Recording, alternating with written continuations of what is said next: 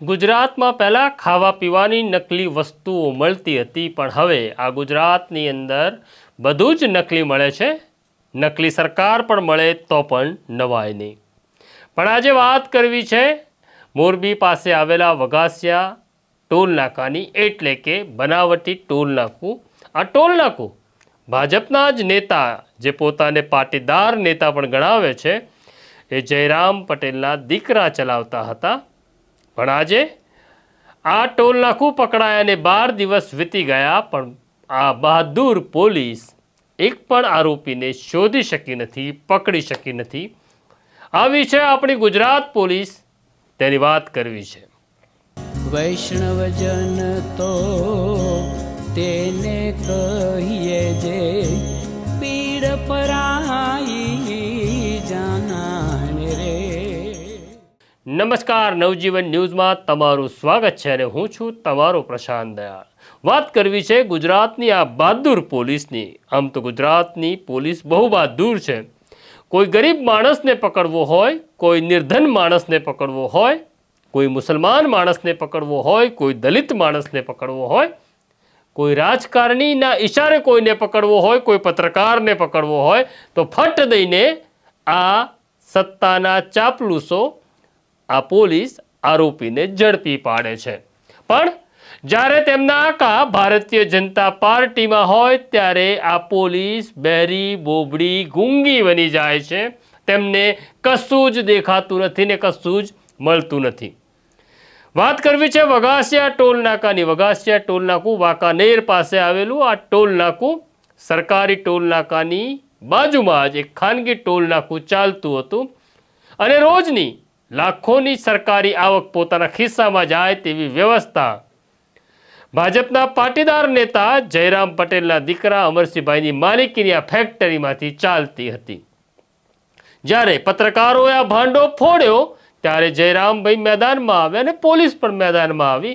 પોલીસે ગુનો તો દાખલ કરી દીધો. જયરામભાઈનો દાવો એવો છે કે આ મિલકત અમે ભાડે આપેલી છે ને અમને ખબર નહોતી. અમે ત્યારે પણ કહ્યું હતું કે જયરામભાઈ, આ તમારી મિલકતમાં કારે રોકેટ લોન્ચર બનતા, મિસાઇલ બનતી ને બોમ્બ બનતા અને આ ગુજરાત અને ભાજપને ધ્વસ્ત કરી દેવાનું કાવતરું ઘડાતું, તો પણ તમે એવું કહેતા કે અમે ભાડે આપેલી છે. પોતાને રાષ્ટ્રવાદી કેવડાવતા આ ભારતીય જનતા પાર્ટીના નેતાનો અસલી ચહેરો અમે તમારી સામે રજૂ કર્યો હતો. જયરામભાઈ ખૂબ દોડ્યા, પરંતુ હજી તેમનો સાંધો મળ્યો નથી તેવું લાગે છે.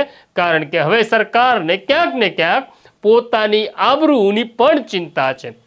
સરકાર ચોક્કસ મદદ કરવા માગે છે, તેમાં કોઈ શંકા નથી. સરકાર જયરામભાઈના દીકરાને બચાવવા માગે છે, તેમાં મિનિમય નથી.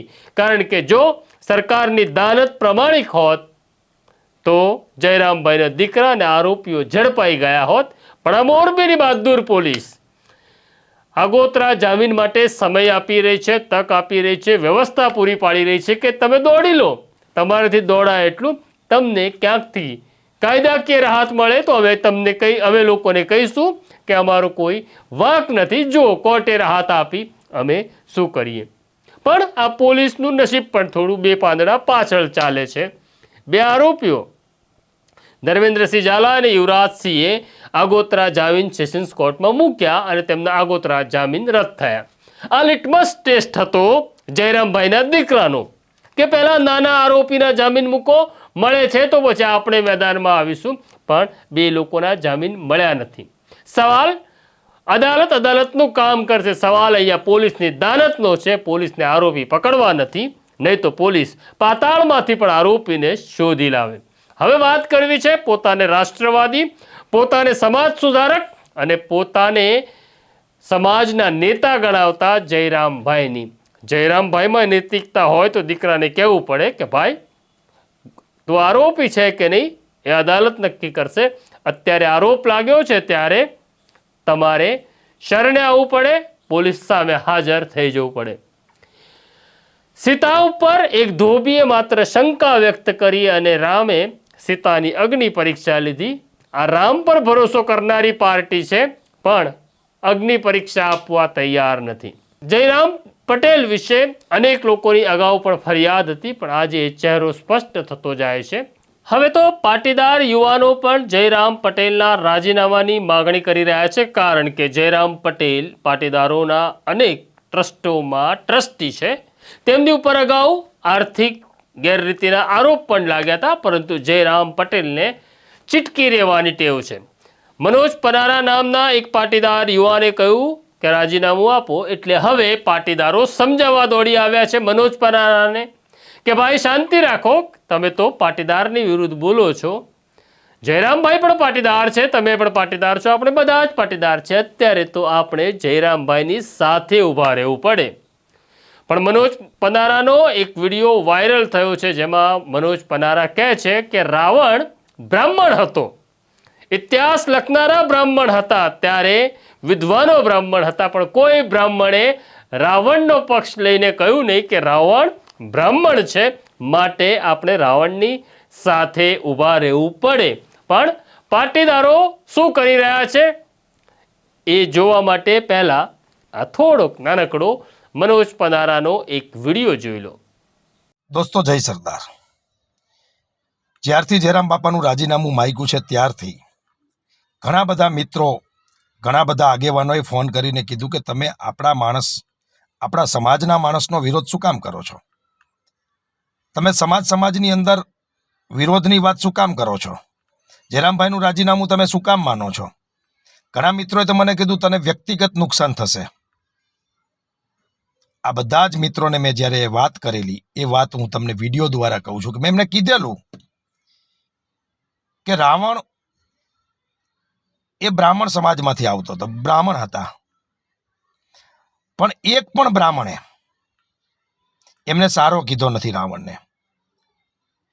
એ સમયના ઇતિહાસકારોને તમે જોઈ લ્યો તો મોટા ભાગના બ્રાહ્મણો હતા. છેલ્લે રામચરિત્ર માનસ લખ્યું એવા તુલસીદાસજી પણ બ્રાહ્મણ હતા. આમ છતાં પણ રાવણને રાવણ જ કીધો છે. જો ધારે તો રાવણને સારો લખી શકે. હજારો વર્ષો પહેલા તો ભણેલ ગણેલ કયો, લેખકો કયો, ઇતિહાસકારો કયો, ચિંતકો કયો, એમાં મોટા ભાગના બ્રાહ્મણો હતા. આમ છતાં એક પણ બ્રાહ્મણમાં રાવણને સારો નથી કીધો. શું કામ? કે ખોટો છે એ ખોટો છે. જે કોઈ ખોટું કર્મ કરે એને સામી છાતીએ ખોટું કહેવું જોઈએ, એવું મારું માનવું છે. એટલે જો આ બ્રાહ્મણ સમાજે રાવણ બ્રાહ્મણ હોવા છતાં એમને એના કર્મના આધારે એમની ક્યાંય સારી બાબત કીધી નથી. એટલા માટે કહું છું, અને એટલે જ આપણે બ્રહ્મ દેવતા માનીએ છીએ, બ્રાહ્મણોને પગે લાગીએ છીએ. કારણ કે સત્યને સત્ય અને અસત્યને અસત્ય કહેવાની એ હજારો યુગની પરંપરા છે. એટલે જયરામ બાપા આપણા સમાજના છે ને ગમે તેટલું ખોટું કરે એટલે બોલવું ન જોઈ.